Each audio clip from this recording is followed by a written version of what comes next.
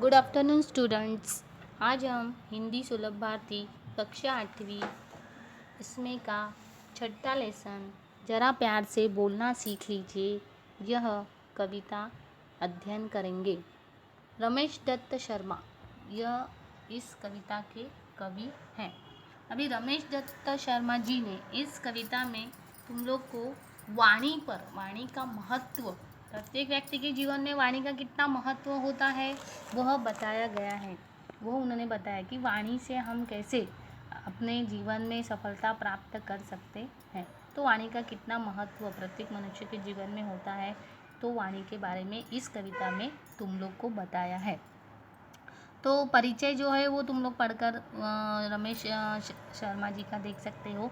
अभी पद्य में क्या है, पद्य किसके संबंधित है, तो पद्य संबंधी में तुम लोग को शर्मा जी ने कहा है कि ठीक है, हमें वाणी कैसी होनी चाहिए, हमें हमेशा दूसरों से प्रेम से बोलना चाहिए, सही समय पर बोलना चाहिए, हमारे वाणी पर हमारा नियंत्रण होना चाहिए, और कहाँ बोलना है, कहाँ चुप रहना है, अगर कहीं गलत हो रहा है तो हमें वहाँ क्या करना है, आवाज़ उठानी है। इसके बारे में भी इस कविता में तुम लोग को बताया गया है। ठीक है, अभी हम कविता पर देखते हैं। पहली दो पंक्तियाँ देखिए।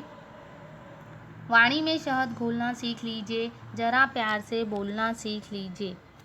वाणी में शहद, अभी शहद जो है वो तुम लोगों को पता है शहद कितना मीठा होता है। तो शहद जितना मीठा होता है तो वहाँ पर कवि कहते हैं कि हमारी वाणी शहद जैसी होनी चाहिए, शहद जैसा मीठा रहता है। अभी उस प्रकार जैसे अभी अगर समझो तुम लोग को ऐसा लगा कि हाँ, कवि ने कहा है कि हमारी वाणी शहद जैसी होनी चाहिए, तो तुम लोग घर पे जाओगे, थोड़ा सा शहद लोगे और अपने जीभ पर थोड़ा सा क्या करोगे, लगा लोगे, तो तुम्हारी वाणी क्या मीठी हो जाएगी? नहीं। तो तुम्हें क्या करना है, अपनी वाणी में प्रेम, मतलब हर किसी से प्रेम भाव से बोलना चाहिए। यहाँ पर ये कवि का आशय है। तो वाणी में शहद घोलना सीख लीजिए, जरा प्यार से बोलना सीख लीजिए।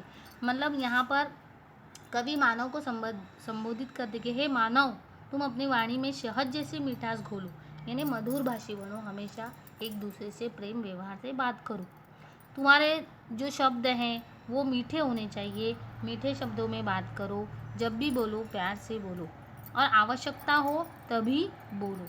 जहाँ पर ऐसे अनेक अवसर आते हैं कि हमें नहीं बोलना होता है तो भी हम पटर पटर करते रहते, तो वहाँ पर हमें नहीं बोलना चाहिए।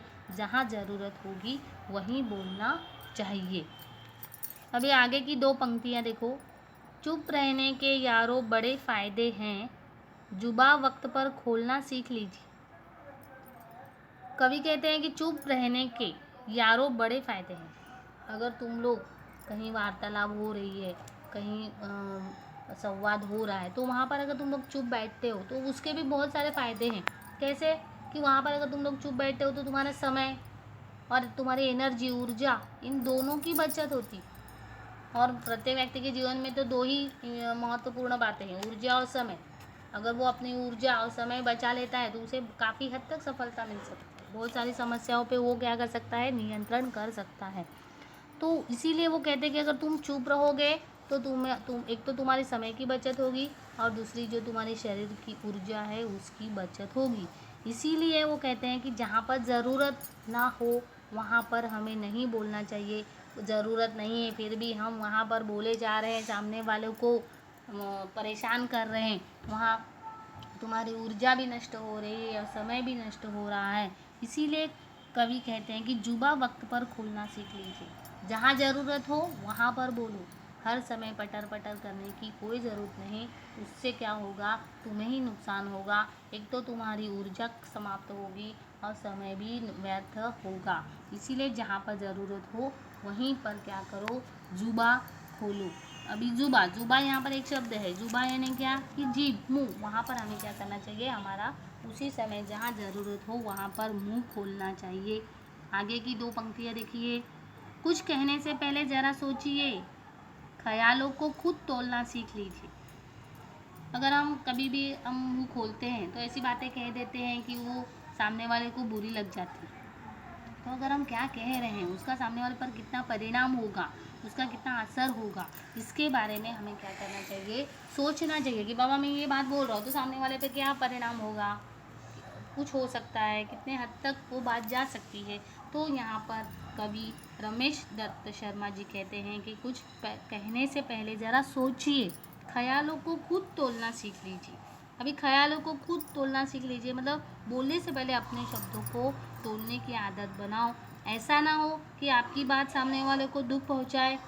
अगर कभी कभी अभी ऐसा कहते हैं कि अगर समझो घर में तुम्हें कहीं भी शरीर में तुम्हें लग गया, जख्म हो गई, इंजर्ड तुम हो गए, तो अगर समझो तुमको वो जख्म चाकू से लगी होगी या और किसी चीज़ से लगी होगी, तो धीरे धीरे वो क्या होगा, वो जख्म धीरे धीरे सूख जाएगी।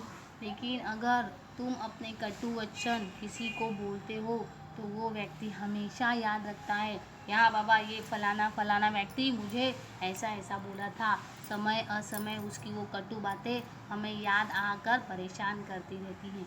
तो ऐसा कहते हैं कि भाई जख्म एक बार शरीर में लगा हुआ है वो सूख जाता है, लेकिन अगर किसी के कटु वचन हमारे मन में रह जाते हैं तो समय असमय आकर वो हमें परेशान करते हैं। इसीलिए हमें खुद अपने ख्यालों को क्या करना चाहिए, तोलना चाहिए। आगे की 2 पंक्तियाँ देखो। तू तड़ाक हो या फिर हो तू मैं, अपने आप को टोकना सीख लीजिए। तू तड़ाक हो या फिर हो तू मैं। कभी कभी हम एक दूसरे से संवाद करते हैं, बातचीत करते हैं, तो धीरे धीरे बातों का स्वरूप झगड़े में होने लगता है, तू मैं होने लगती है। फिर वहाँ पर झगड़ा शुरू हो जाता है और तभी वहाँ पर वो कहते हैं कि बातचीत के दौरान अगर हमारा मतलब झगड़ा हो रहा है, हम एक दूसरे पर आरोप प्रत्यारोप लगा रहे, ऐसी स्थिति अगर वहाँ पर उत्पन्न हो गई है तो उस समय क्या करना चाहिए, अपने आप को टोकना सीख लीजिए। हमें अपने आप को रोक लेना चाहिए, हमें आपको रोक कर चुप बैठ जाना चाहिए। इसीलिए कवि कहते हैं कि तू तड़ाक हो या फिर हो तू मैं, अपने आप को टोकना सीख लीजिए। अगर कहीं झगड़े की स्थिति उत्पन्न हो जाती है तो हमें वहाँ पर चुप बैठकर अपने आप को रोक लेना चाहिए। आगे की 2 पंक्तियाँ देखो। पटाखे की तरह फटने से पहले रोशनी के रंग घोलना सीख लीजिए। पटाखे की तरह फटने से पहले, पटाखे की तरह मतलब क्या है, यहाँ पर हम मतलब क्रोध में फट जाते हैं। कभी कभी हमारे मन में जो क्रोध भरा रहता है, गुस्सा भरा रहता है, वो निकल पड़ता है। अगर मित्र हो या किसी भी परिस्थिति में हो या दूसरे पर हम अपना क्रोध पटाखे की तरफ फटने देते हैं, तो उस जगह पर हमें क्या करना चाहिए, हमारा प्यार का प्रकाश फैलाना चाहिए। इसीलिए कवि कहते हैं कि पटाखे की तरफ फटने से पहले रोशनी के रंग घोलना सीख लीजिए। अभी रोशनी के रंग यानी क्या कि प्यार भरी बातें, प्यार का प्रकाश हमें वहाँ पर फैलाना चाहिए। आगे की 2 पंक्तियाँ। कटु वचन तो सदा बोते हैं काटे, मीठी बोली के गुल रोपना सीख लीजिए। कटु वचन यानी क्या, कड़वी बातें जो हैं वो सदा मनुष्य को क्या बोती हैं, कांटे की तरह बोती हैं। इसीलिए हमें क्या करना चाहिए, कटु वचन नहीं बोलना चाहिए। अगर एक बार हमने क्रोध में बात कर दी, क्रोध गुस्से में हमने कोई बात कह दी, तो हमारे हाथ से वो बात निकल जाती है। इसलिए हमें ये तथ्य को कभी नहीं भूलना चाहिए कि कड़वी बोली हमेशा संबंध को बिगाड़ती है। कटु वचन से कांटे ही मिलते हैं। कटु वचन ऐसे बीज है जिनके फलस्वरूप कांटों रूपी फसल मिलती है। अतः कटु वचनों को क्या करना चाहिए, त्याग कर देना चाहिए और मीठी बोली के रूप फूल के पौधे की तरह हमें लगाकर रखना चाहिए। मीठी बोली के गुल यानी पौधा, तो हमें ऐसा पौधा रोपना चाहिए जो क्या हो, जिसमें मीठी बोली निर्माण होती हो। आगे की 2 पंक्तियाँ देखिए। बात बेबात कोई चुभने लगे तो बदलकर उसे मोड़ना सीख लीजिए। बात बेबात कोई चुभने लगे तो वार्तालाप हो रहा है, वहाँ पर बात उस अगर वार्तालाप में, उस संवाद में अगर हमें कोई बात अच्छी नहीं लगती है, चुभती है, या हमारी बात सामने वाले को चुभती है, सामने वाले की बात हमको परेशान करती है, तो उस समय हमें क्या करना चाहिए, बात बेबात कोई चुभने लगे, बिना बात के हमें कोई बात चुभने लगे तो उस समय हमें क्या करना चाहिए, बात का रुख मोड़ देना चाहिए, जिसमें क्या हो जाए, कटु जो स्थिति है वो स्थिति क्या हो जाए, प्यार में बदल जाए। आगे की 2 पंक्तियाँ और अंतिम पंक्तियाँ देखो। ये किसने कहा, ओट सीख कर के बैठो, ज़रूरत पे मुंह खोलना सीख लीजिए। अंत में ये 2 पंक्तियाँ हैं, कवि ने यहाँ पर उन लोगों को कहा है कि जो गलत होता है, जहाँ पर कहीं अनुचित होता है तो वहाँ वो शांत रहते हैं, अपने विचार नहीं देते, अपने ओट सीख कर बैठ जाते हैं।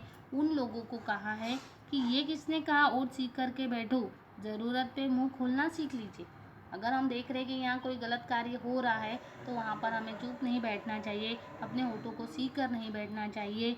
वहाँ पर हमें क्या करना चाहिए, उसकी आवाज़ उठानी चाहिए कि यहाँ पर ये गलत कार्य हो रहा है, यहाँ पर ऐसा सही सही होना चाहिए। इसलिए जब ज़रूरत होगी तभी हमें मुंह खोलना चाहिए। इसीलिए कवि कहते हैं कि हमें ओट सीख करना बैठकर, जहाँ पर ज़रूरत होगी वहाँ पर मुंह खोलना चाहिए।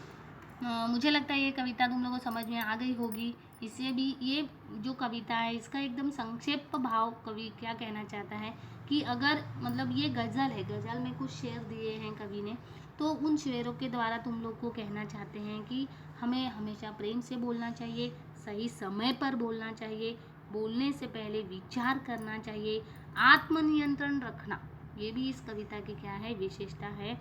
और हमारे मधुर भाषी होना, ऐसे बहुत सारे ऐसे गुण हैं जो हम अपने अपनाने के लिए हमें प्रेरित किया गया है। ऐसा कवि कहते हैं कि ऐसे गुणों को हमें क्या करना चाहिए, अपनाना चाहिए। आशा करती हूँ कि ये कविता तुम लोग को अच्छी लगी होगी और इसका भावार्थ तुम्हें अच्छे से समझ गया होगा। अगर यह भावार्थ समझा हो तो इस वीडियो को आप ज़रूर सब्सक्राइब कीजिए। धन्यवाद।